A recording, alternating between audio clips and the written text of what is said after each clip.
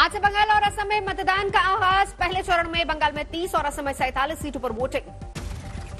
बंगाल के ईस्ट मिदनापुर और वेस्ट मिदनापुर झारग्राम में मतदान। पुरुलिया और बांकुरा में भी वोटिंग शुरू। बंगाल में 30 सीटों पर मतदान में 191 उम्मीदवारों की किस्मत दांव पर। शाम 6:30 बजे तक वोट डाले जाएंगे। बंगाल में पहले चरण के मतदान के लिए सुरक्षा के भी तगड़े इंतजाम। 684 कंपनियों की तैनाती। बंगाल पुलिस के 22,000 से ज्यादा जवान ड्यूटी पर। चप्पे चप्पे पर सुरक्षा। असम में 47 विधानसभा सीटों के लिए वोटिंग। 12 जिलों में हो रहा है मतदान। 47 सीटों के लिए करीब 81,09,000 मतदाता 264 उम्मीदवारों की किस्मत का करेंगे फैसला। पहले चरण में मुख्यमंत्री सर्बानंद सोनोवाल की किस्मत भी दांव पर। असम कांग्रेस के अध्यक्ष रिपुन बोरा का परिणाम भी ईवीएम में होगा कैद। नंदीग्राम में चुनाव पर्यवेक्षक से मिले बीजेपी नेता धर्मेंद्र प्रधान। स्थानीय पुलिस की शिकायत की। टीएमसी ने स्थानीय पर्यवेक्षक पर उठाए सवाल। कहा पक्षपातपूर्ण तरीके से काम करने का आरोप लगाया। बंगाल के बांकुरा में मतदान से ठीक एक दिन पहले टीएमसी दफ्तर में बॉम्ब ब्लास्ट। 3 लोग जख्मी। तृणमूल कांग्रेस ने लेफ्ट और कांग्रेस पर लगाया धमाके का आरोप। राज्यपाल धनखड़ ने जताई चिंता। बीजेपी ने बॉम्ब ब्लास्ट के लिए तृणमूल कार्यकर्ताओं को ही माना दोषी। कहा टीएमसी दफ्तर में बना जा रहा था बम। बंगाल में बलरामपुर से टीएमसी उम्मीदवार शांतिराम महतो पर चुनाव से एक दिन पहले नोट बांटने का आरोप। बीजेपी ने जारी किया वीडियो। बीजेपी ने चुनाव आयोग से की कार्रवाई की मांग। वीडियो में पैसे देते दिखाई दे रहे हैं टीएमसी प्रत्याशी और ममता के मंत्री। बंगाल के राजरहाट में बीजेपी कार्यकर्ता पर हमला। नाराज पार्टी कार्यकर्ताओं के ने थाने पर किया घेराव।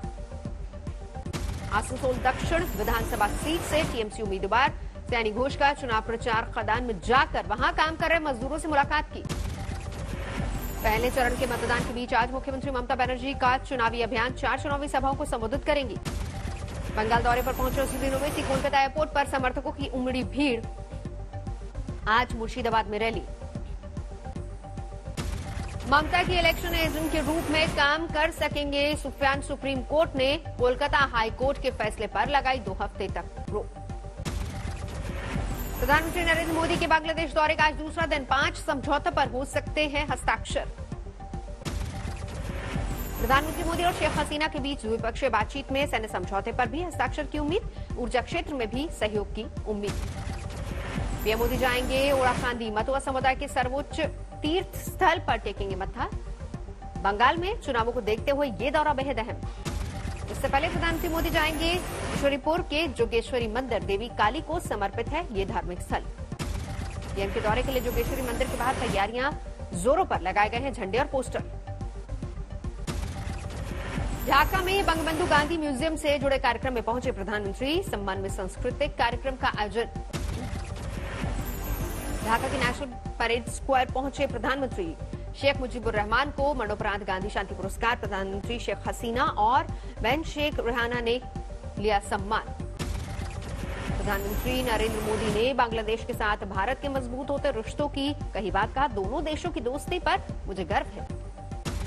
अपने संबोधन में बोले पीएम मोदी बांग्लादेश की आजादी के लिए मैंने भी दी थी गिरफ्तारी। ये मेरे जीवन के पहले आंदोलनों में से एक। बांग्लादेश के राष्ट्रपति से भी मिलेंगे प्रधानमंत्री मोदी। रात को आज ही लौटेंगे दिल्ली। चेन्नई में बीजेपी अध्यक्ष जेपी नड्डा का रोड शो मुड़ी भारी भीड़। बांकुरा में ममता के भतीजे अभिषेक बैनर्जी ने बीजेपी पर साधा निशाना। कहा अगर बंगाल से ममता बनर्जी को निकालने की कोशिश की तो आप दिल्ली से बाहर हो जाएंगे। पश्चिम बंगाल के कोयला घोटाले में मास्टरमाइंड अनूप माझी उर्फ लाला को सीबीआई ने भेजा समन। 30 मार्च को पूछताछ के लिए हाजिर होने के लिए कहा।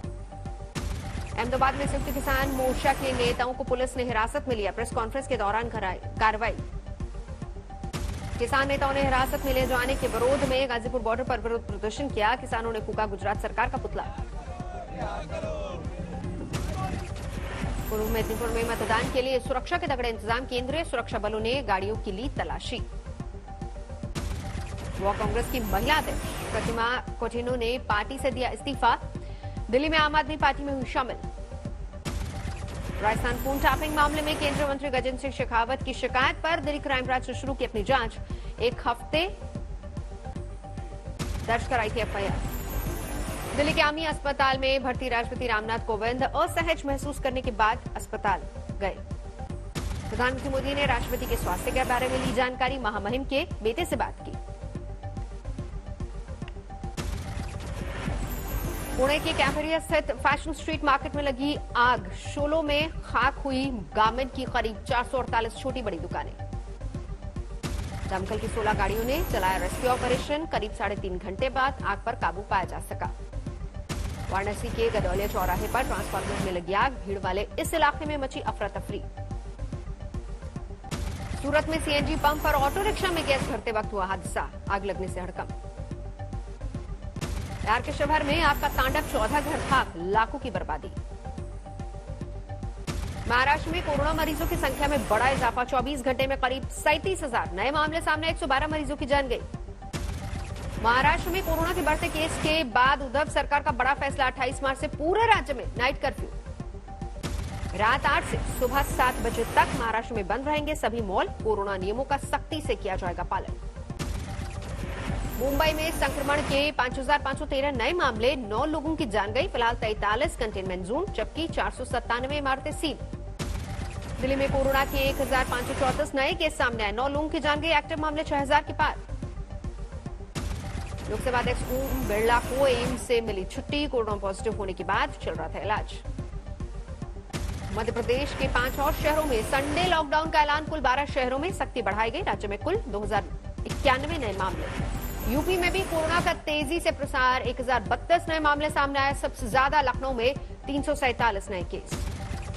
इंदौर में विधायक ने चलाया ठेला, लोगों के बीच मास्क बांटकर कोरोना से बचने की अपील की। महाराष्ट्र के औरंगाबाद में नाइट कर्फ्यू, जगह जगह पुलिस बल की तैनाती।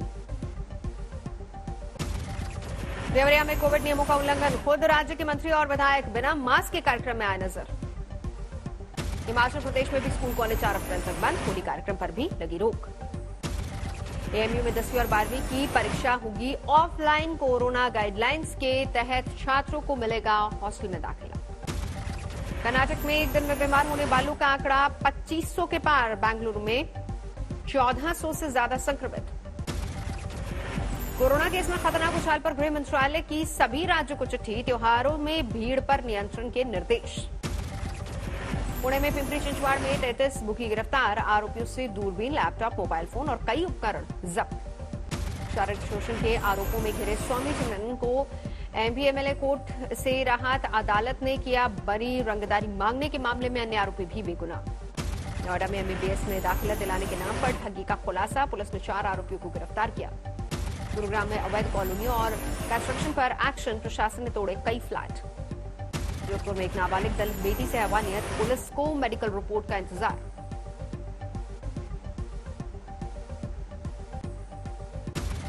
सतना में 3 करोड़ कैश और 3 किलो सोने की लूट मामले में पुलिस को बड़ी कामयाबी, 4 गिरफ्तार, लूट का सामान जब्त। सीतापुर में महिला की पीट कर हत्या, मामूली विवाद में वारदात, आरोपियों का अब तक कोई सुराग नहीं।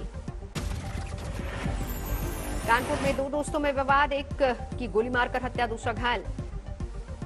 सोनभद्र में अस्पताल में दंपत्ति पर हमला, पीड़ित परिवार ने वहां के डॉक्टर और स्टाफ पर लगाया आरोप।